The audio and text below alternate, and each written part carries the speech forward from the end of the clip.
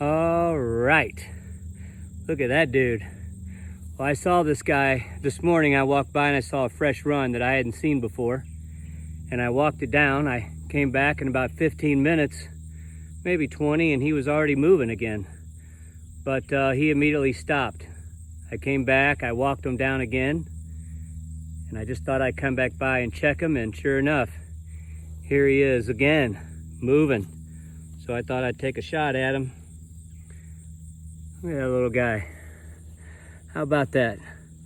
So this tail, when they go through their run, they put the tail up against the top of the roof of their tunnel, and they can feel the ground move, and they know that there's predators, and they know to stop working. But these are amazing little creatures. Got another one. Let's catch some moles. God bless you all from the MOLiminator.